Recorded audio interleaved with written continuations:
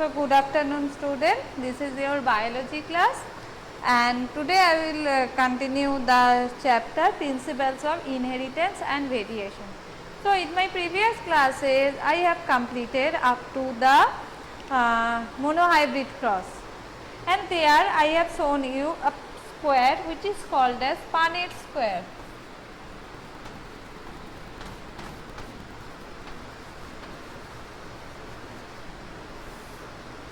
Punnett square. So, what is Punnett square? Punnett square is that we have got some generation, that is first one was parent generation in which cross has been done, and after that we have got filial wall generation, and which is also called as F1 generation, and filial 2 generation, second filial generation or F2 generation. But with the help of that Punnett square, what we have got in F1 and F2, we can understand that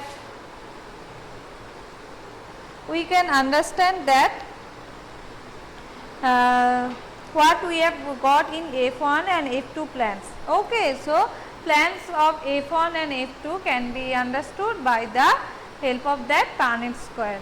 Okay. So, who discovered that Punnett square? Punnett square has been discovered by a scientist, or particularly you can call it, he was a British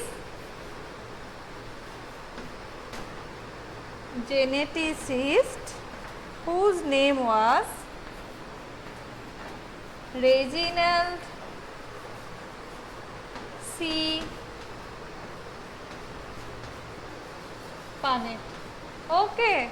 So, a British geneticist whose name was Reginald C. Punnett, who has discovered that Punnett square, and according to his name we can call it that square as Punnett square. Okay. And I have shown in that monohybrid cross how Punnett square is, and after that and I have discussed about the phenotypic and genotypic ratio. So, what is Punnett square? I am repeating that it is a graphical representation to calculate the probability of all possible genotypes of offspring in a genetic cross. So, what is Punnett square? Punnett square is a graphical representation, as you can say that this type of graph we have to make where we can write the male and female gametes, and with the help of that male and female gametes we can find out the phenotype and genotype in case of F2 generation. Okay. So, we can call it that Punnett square is a graphical representation to calculate the probability of all possible genotypes of offspring in a genetic cross. So, that is the Punnett square. So, in the monohybrid cross, what we have got? In the monohybrid cross we have got that the genotypic ratio was 1:2:1 and the phenotypic ratio was the 3:1. 3 were the tall plant and 1 were the dwarf plant. So, after that another cross has come. We have to know about the test cross.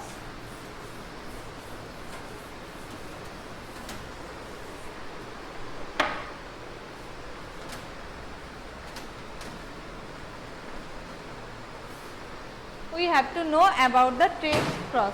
And why this test cross?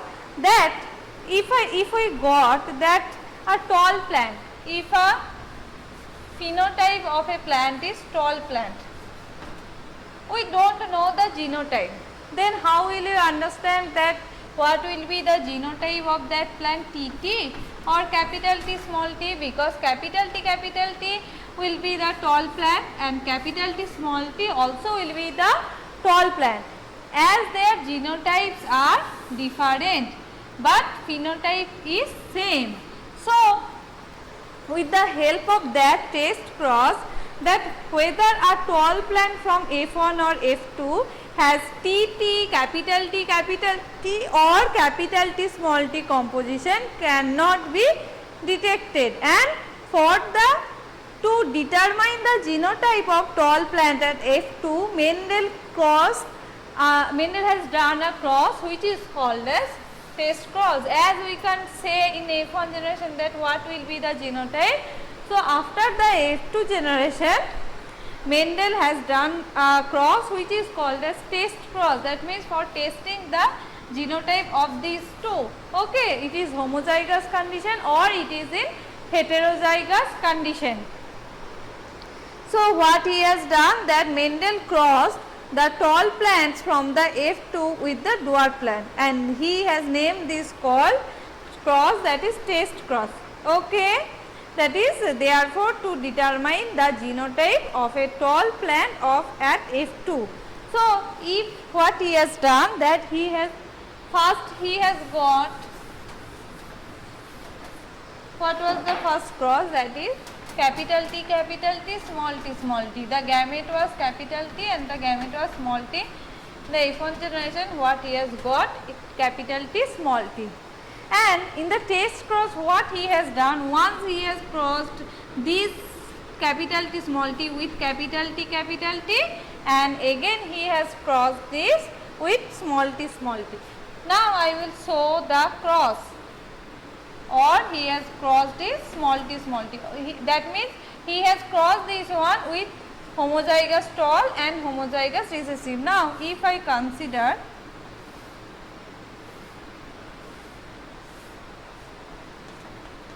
this one, that first one is capital T, from these gametes will be capital T, small t, and from these gametes will be capital T. So capital T. I have written the gamete. So this one is capital T, this one is capital T, small t, this one is capital T, and again this one is capital T, small t. So what will be the ratio? Capital T is to capital T, small t. So ratio is 1:1. Okay. Now that is the ratio of genotype. Now if I consider, now if I say that the after the test cross, we will get always the 1:1 ratio, or if we do that one with small t, then what we will get? We will get another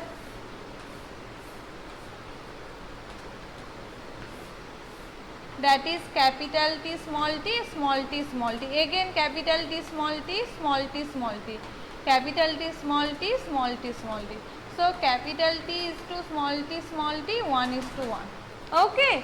So now we can say the ratio of the test cross will be 1:1. Now if I say another example,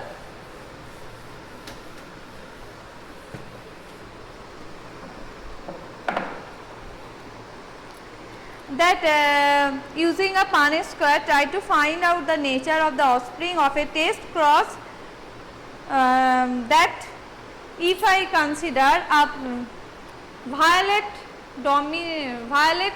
flower crossed with a white flower. As you know that the violet colored pea plant is dominant one and the white colored is the recessive one. Okay. So in case of violet color, if I taken a flower which is violet in color, okay, but I don't know the genotype. I know the phenotype. What is the phenotype? That is the flower is violet color. Okay. So phenotypes will show the morphological characteristics. So phenotype is the plant is with violet color, but we don't know the genotype of this particular plant. Then what will be the maybe the genotype? It may be the capital W, or it may be capital W, small w. That means it may be homozygous dominant or it may be heterozygous dominant, any one. So how will we understand? So if we take a homozygous recessive plant, what type of plant? Homozygous. If we take a homozygous recessive plant, then what will be the phenotype of that? As homozygous, so 2 will be the same, and the recessive one is small w. Now if I cross with these two, with the once with that one and once with that one, So what we will get now if I make the Punnett square?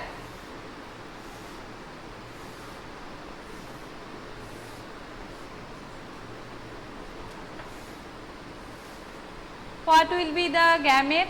So from that both will be capital W and from that both will be small w small w.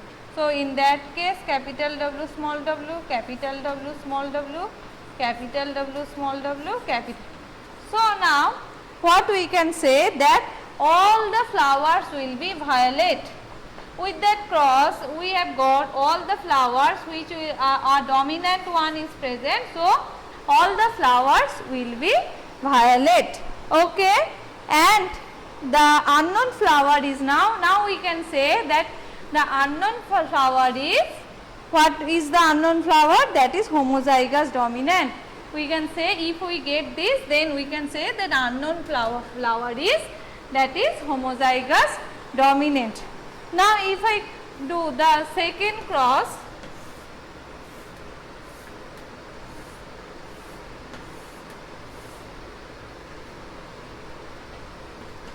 then what we will get?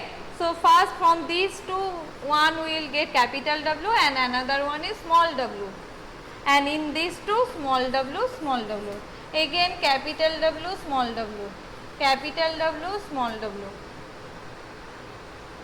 sorry, capital W, small w, small w, small w, capital W, small w, small w, small w. So we have got this one, capital W small w is to small w ratio is 1:1. So in that case half of the flowers will be, what is the half of the flowers? Capital W small w. So the one dominant is present, so the color will be violet, and the another half is, what will be the another half? Another half is, you can see that small w. So another half is small w. So what will be the color of that flower? The color of that flower will be white. Okay. So what will be the conclusion in that case? That half of the flowers are violet and half of the flowers are white. So now what will be the genotype of unknown flower? The genotype of the unknown flower is heterozygous. In that case it was homozygous dominant, as all the flowers were the violet, but in that case half of the flowers were violet and half of the flowers were white. That's why we can say that it is heterozygous dominant. Heterozygous dominant, that means that one. So with the help of that we can find out what will be the genotype of a unknown flower if we know the phenotype. So these two possibilities are present, and these are the diagrammatic representation of a test cross. Okay, with the help of that we can find out. So after that, based on this observation on monohybrid crosses, Mendel proposed two general rules to consolidate his understanding of inheritance on monohybrid cross. So after all this, Mendel has given the two rules. What is these two rules? Principles or laws of inheritance. That these rules are called as laws of inheritance. As in my video I have uploaded, I have explained that that laws of inheritance. That means what was the two laws of inheritance? Law of dominance and law of segregation. So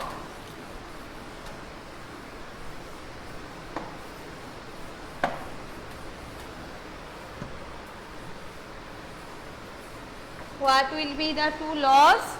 First one is law of dominance and second law is law of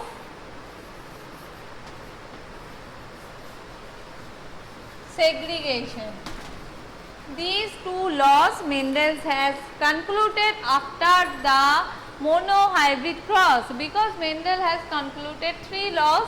After monohybrid cross, these 2 laws has been concluded, and another law, that is independent assortment law, which has been concluded after the dihybrid cross.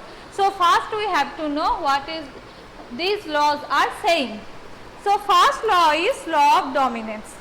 So this law of dominance is used to explain the expression of only one of the parental characters in a monohybrid cross in the F1 and the expression of both in the F2. It also explained in the proportion of the 3:1. That means which one is dominant, that one will express its character. As I have mentioned that dominant trait, recessive trait, and the dominant trait will be written as capital letter and the recessive one will be written by small letter. So, as in the monohybrid cross, what we have seen that capital T, we have got the genotypic ratio.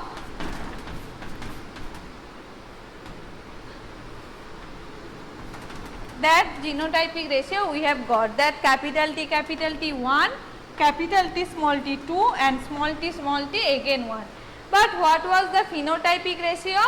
Phenotypic ratio was tall is to dwarf, that was 3:1. That means 3 plants were tall. Why? Because only dominant part is over there. 2 plus 1, 3. So, in the law of dominance, Mendel has told us that the dominant one will express, as you know that the dominant one will express its if it is present in heterozygous condition. Okay. So, that is the law of dominance used to explain the expression of only one of the parental characters in a monohybrid cross. And again, in that first cross, what we have got? Capital T small t. So, it will not express both, as it is present in heterozygous condition, that means both one capital T and one small t is there. Okay, but it will not explain the small t one, it will express only one. That means I am repeating that the law of dominance is used to explain the expression of only one of the parental characters in monohybrid cross of F1.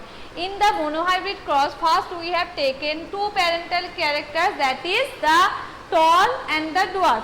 2 parental characters were considered, but after that parental generation we have got 2 gametes, that is capital T and small t, and we have crossed it, and in the F1 generation we have got capital T small t, and it will express that it is expressing as tall. That means one parental characters is expressed. Okay, and the expression of both in the F2. So, that is the expression in the 3:1 ratio. So, that is the law of dominance. Dominant one will express only. Next one is law of segregation. So, this law is based on the fact that the alleles do not show any blending, and that both the characters are recovered as such in the F1 generation, though one of these is not seen in F1 stage. So, you can see in the F1 stage only one character has been seen, but in the F2 generation we have got both tall and dwarf ratio, whatever ratio is, we have got these 2 characters,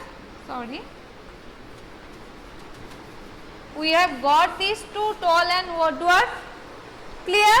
So, that will not segregate, and that is the laws of segregation. Laws of segregation. Okay. So, I am repeating, this law is based on the fact that the alleles do not show any blending, they will not blend or they will not mix, then that both the characters are recovered as such in the F2 generation, though one of these not seen in the F1 stage. Though it has not been seen in the F1 stage, but in F2 generation there will be no blending, either tall or dwarf characters will be shown. no blending will be there. That is the law of segregation. Okay. So that two are the main two laws which can be given, has given after the monohybrid cross. After that, some abbreviation in Mendel's law is there. Some abbreviation of these two laws. So for these abbreviation or the which are not following that Mendel's law. Mendel has told us that these are the laws, these are the that pea plant is following these laws and inheritance pattern is following these laws, but now I will show some exceptions which are not following these two laws. Okay, so what are they? These are the incomplete dominance, codominance and multiple alleles. So what are they? Incomplete dominance, codominance and multiple alleles.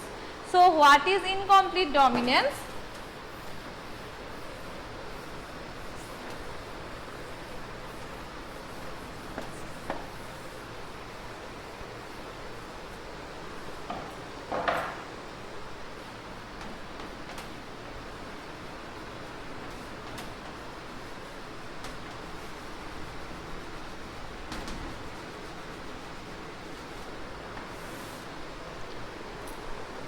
So what is incomplete dominance? And these inheritance of flower, this pattern we will show, has scientists has shown us that in a flower which is called a snapdragon,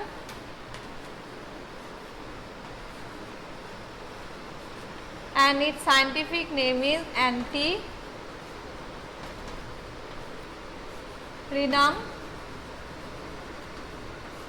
species. That is the scientific name of snapdragon plant. So it is a good example to understand incomplete dominance.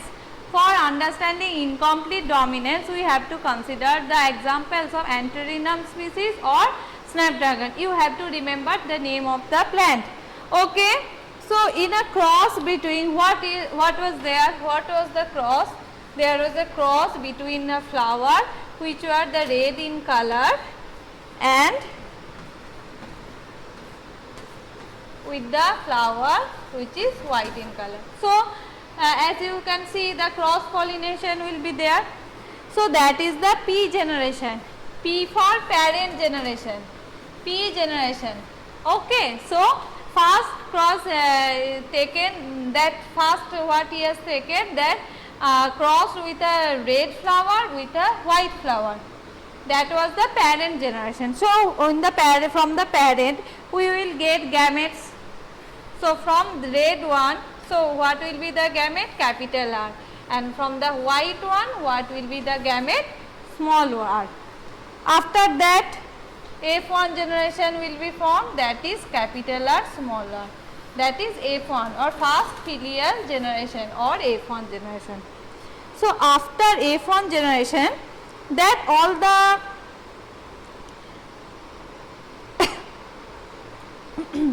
sorry, that in that the flowers were all pink. In the law of dominance, what we have seen, that that will show any one of the parental generation, that it may be either red or white. But in that case we have got the flowers which were, all the flowers were pink, neither red nor white. Okay, so that is not following the Mendel's law of inheritance. Now after that we will make the Punnett square, or we can do the F2 generation here also. So we will do it directly in the Punnett square. So capital R, small r, and there will be a self pollination. So again capital R, small r, these are the gametes after F1 generation. So I have written the male gametes and female gametes. Now here will be capital R, here will be capital R, small r, here will be capital R, small r, and this one will be small r, small r. Then what will be the phenotypic ratio? What will be the phenotypic ratio and what will be the genotypic ratio? Now if I consider the phenotypic ratio first, then what will be the, sorry, if I consider the genotypic ratio first, so what genotypes we have got? That is capital R is to capital R smaller is to smaller. Yes, very good. Phenotype ratio is 3:1. No. Srijata, that is the wrong. We are talking about incomplete dominance. Mendel has told us that we will got the phenotypic ratio 3:1. But this is not following the Mendel's law. As you can say that in the F1 generation we have got pink colored flower. So first we will find out the genotypic ratio. So ratio is 1:2:1. Okay, as capital R is 1, capital R small r is 2 and small r is 1. So genotypic ratio is 1:2:1. Next, what will be the phenotypic ratio? We have got this one, that capital R small r means pink.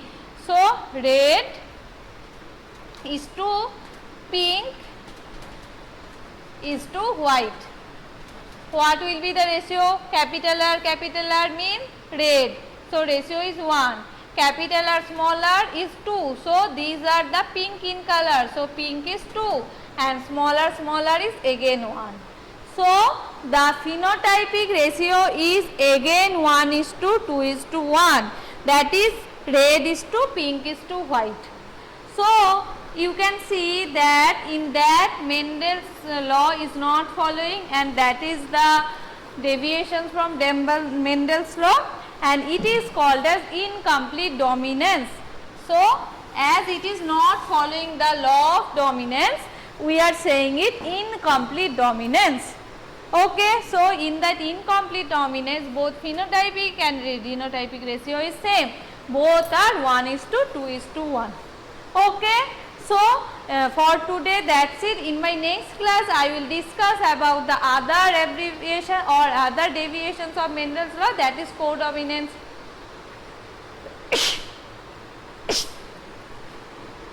Sorry students, codominance and multiple alleles, and next we will proceed to the Mendel's dihybrid cross. Okay, so up to that portion, I hope you have got it. So for today that's it. Thank you and bye.